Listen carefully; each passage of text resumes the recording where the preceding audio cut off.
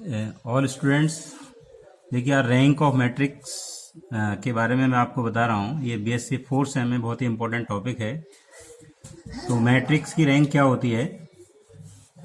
कोई भी एक मैट्रिक्स लेंगे, अगर उस मैट्रिक्स का पहले हम डिटरमिनेंट निकालें, उस डिटरमिनेंट से ही रैंक डिपेंड करती है। इसका मतलब रैंक को हम रो से डिनोट करते हैं, और रैंक की जो वैल्यू होती है वो less than equal to determinant होती है। डिटरमिनेंट ऑर्डर, जो इसका ऑर्डर आएगा उसके डिटरमिनेंट पर डिपेंड करेगी। सपोज अगर रैंक अगर आपकी 3 है, तो इसका मतलब 3/3 का मैट्रिक्स जो है वो नॉट इक्वल टू 0 होना चाहिए।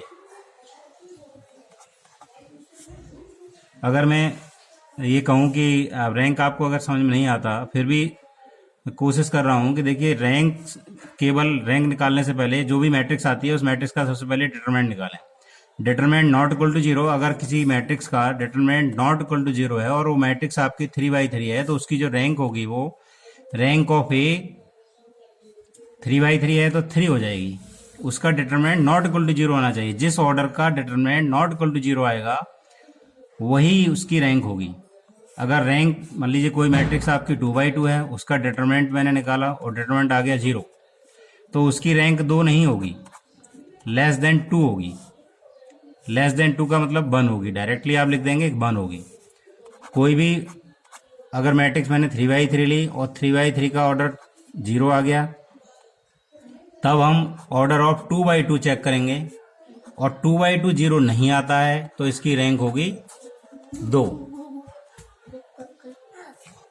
रैंक ऑफ मैट्रिक्स, इसका मतलब समझ गए आप कि रैंक जो होगी वो less than number of order, less than equal to number of order होगी, जहां ऑर्डर ऑफ मैट्रिक्स, जहां की मैट्रिक्स के डिटरमिनेंट की वैल्यू नॉट इक्वल टू 0 हो। अगर मैट्रिक्स के डिटरमिनेंट की वैल्यू इक्वल टू 0 आ जाती है, तब दोबारा फिर हम एक कम करके उसका ऑर्डर चेक करेंगे। जिस ऑर्डर पर उसके डिटरमिनेंट की वैल्यू 0 आ जाएगी उसको छोड़ेंगे और उससे कम वाला लेंगे। जिस ऑर्डर पर उसके डिटरमिनेंट की वैल्यू 0 नहीं आएगी तो वही उसकी रैंक होगी। अब मैं एक एग्जाम्पल लेता हूं, जैसे एग्जाम्पल ए इक्वल टू 1 2 3 0 2 4 0 1 1 ये लिया। सबसे पहले रैंक निकालने के लिए मैं इसका डिटरमिनेंट निकाल देता हूं। अगर डिटरमिनेंट आपने निकाल लिया है तो इसका डिटरमिनेंट देखिए 2 - 4 और इक्वल टू क्या आएगा, नॉट इक्वल टू 0, क्योंकि ये 0 नहीं आएगी, वैल्यू -2 आ रही है। हमें केवल ये चाहिए कि वैल्यू नॉट इक्वल टू है या इक्वल टू है। Determinant A not equal to 0 है तो इसकी रैंक क्या होगी, rank of A equal to 3। ये इसकी रैंक 3 है। ये तो है जनरल मेथड। और अगर 3/3 का डिटरमिनेंट है तभी आपको इस जनरल मेथड लगाएंगे।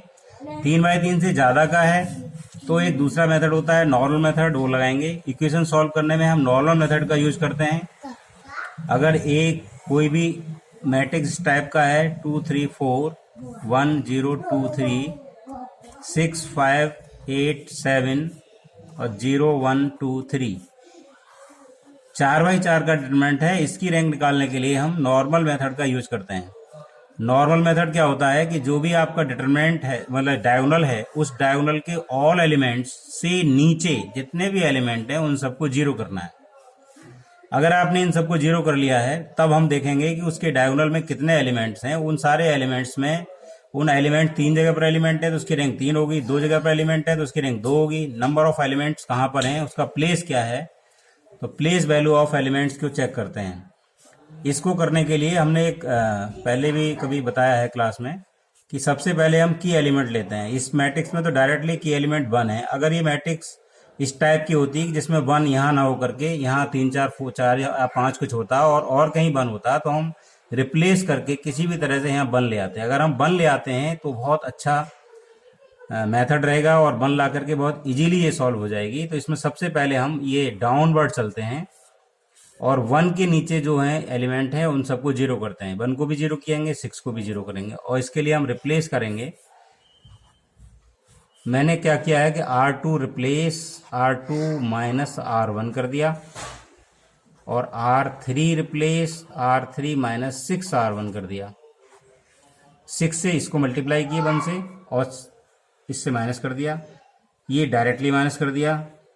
देखिए इससे मैट्रिक्स से बन जाएगी 1 2 3 4 0 0 0। इससे माइनस किया है तो यहाँ -2 आ जाएगा, ये -1 आएगा और ये 3 -1 आ जाएगा। 6 से मल्टीप्लाई किया, 6 2 या 12, 5 -12 तो -7 आएगा। 6 3 या 18, 8 तो 10 आएगा और 6 4 या 24, 24 -7, 17 माइनस का आएगा। ये सेम रहेगी, 0 है तो 1 है, 2 है और 3 है। ये मेथड इक्वेशन सॉल्व करने में काम आएगा, इसलिए मैं इसको बता रहा हूँ। इक्वेशन सॉल्व करके मैंने दिखाई है, क्वेश्चन आपको दिए हैं, नोट्स भी दिए डाल दिए हैं ग्रुप में, लेकिन समझ में नहीं आए हों तो इसलिए ये वीडियो दोबारा बना रहा हूँ। अब देखिए ये यहाँ 0 हो गया, यहाँ 0 हो गया। आपको क्या चाहिए कि ये 7 1 और 2 ये 3 एलिमेंट को और 0 करना है, बाकी आपका डायगोनल आ जाएगा और डायगोनल से नीचे सारे एलिमेंट 0 हो जाएंगे। तो 7 को भी 0 करना है, 1 को भी 0 करना है। तो सबसे पहले आप जो भी कर सकते हैं, जैसे पहले जो मल्टीप्लाई कर लें या किसी से डिवाइड कर लें या इजी बना लें, जैसे बनाना चाहते हैं। वैसे -1 अगर कॉमन ले लूँ तो ये 2 बन जाएगा और फिर 2 से मल्टीप्लाई करके इसमें से माइनस कर दूँ तो ये टर्म 0 हो जाएगी। तो जैसे आप चाहें एज यू लाइक। -R2 कर दिया, R2 को -R2 में कन्वर्ट कर दिया तो 1 2 3 4 0 2 1 1 0 -7 -10 और -17 और 0 1 2 3। अब 2 से इसे डिवाइड किया और इसमें माइनस कर दिया। R2 और R4 में रिलेशन दिखाया है तो R4 replace R4 minus R2/2। इसको रिप्लेस करके ये यहाँ आपका 1 0 हो जाएगा। दूसरे स्टेप में इसको 2/7 से मल्टीप्लाई करेंगे और ये 0 हो जाएगा। इसके बाद डायगोनल के जितने भी एलिमेंट्स होते हैं वो बचेंगे। अगर ये डायगोनल एलिमेंट में कहीं भी 0 हो गया, जैसे यहाँ 0 हो गया और यहाँ 3 जगह बचता है तो इसकी रैंक 3 होगी, 2 जगह बचता है तो रैंक 2 होगी, चारों जगह एलिमेंट बचते हैं तो इसकी रैंक 4 होगी। ये भी एक मेथड है रैंक निकालने का। डायगोनल के एलिमेंट से नीचे डाउनवर्ड में जितने भी एलिमेंट्स होते हैं उन सबको हम 0 कर देते हैं। इसकी हेल्प से हम रैंक निकालते हैं और ये रैंक इक्वेशन में सॉल्व करने में बहुत काम आती है। देखिए स्टूडेंट, ये आपका जो रिप्लेस होके मैट्रिक्स आ रही है, मैं पूरा करे दे रहा हूँ। 1 2 3 4 और 0 2 1 1 और 0, इसको 2/7 से मल्टीप्लाई किया है, ये R/2 लिख दिया है मैंने डायरेक्ट। यहाँ नीचे वाला 0 होगा तो -7 -10 -17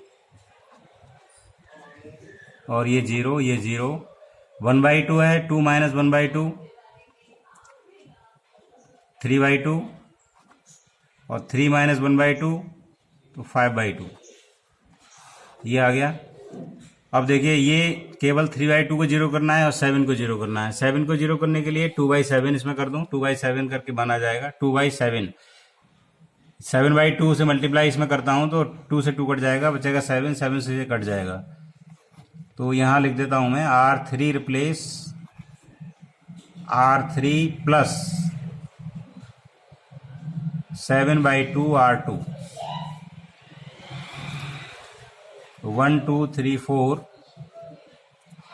0 2 1 1 0 0 ऐड किया है इसमें 7/2, यानी 7/2 प्लस करेंगे तो 20 - 7 माइनस का 13/2 और -17 और प्लस 7/2 34 और 7, ये 7 दूनी 34 हो गया, माइनस का 34 और प्लस 7/2 तो 27/2 माइनस का 0 0 3/2 और 5/2। अब देखिए केवल 3/2 इसको 0 करना है, रिप्लेस करेंगे।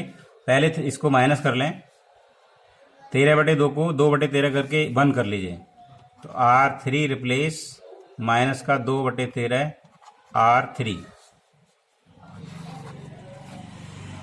1 2 3 4 0 2 1 1 0 0 1 2/13 किया, 2 से 2 कट गया, 27/13 बचा ये और माइनस माइनस प्लस हो गया 0 0 3/2 और 5/2।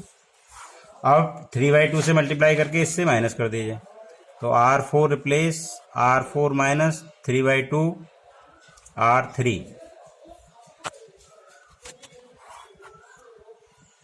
तो 1 2 3 4 0 2 1 1 0 0 और ये 1 और 27/13 और 0 0 0 और यहाँ बचेगा आपका जो भी बचेगा 3/2 से मल्टीप्लाई किया है 3/2, ये नीचे 26 हो गया, ये 81 हो गया, तो 5/2 माइनस 81/26। अब देखिए इसमें डायगोनल एलिमेंट है, ये यहाँ भी है, यहाँ भी है, यहाँ भी है, यहाँ भी है, यानी नंबर ऑफ प्लेसेस क्या है 4, 4 जगह पर आपके डायगोनल एलिमेंट मिले हैं, तो इसका मतलब rank of A equal to 4। ये आपकी रैंक है, रैंक ऑफ ए इज 4। अगर मान लीजिए इसमें से 2 जगह नहीं होता, 2 जगह होता तो आपकी रैंक 2, 1 जगह नहीं होता, 3 जगह होता तो रैंक 3, तीनों जगह एलिमेंट नहीं होते, 0 0 आ जाता, 1 बचता ओनली, तो रैंक इज 1।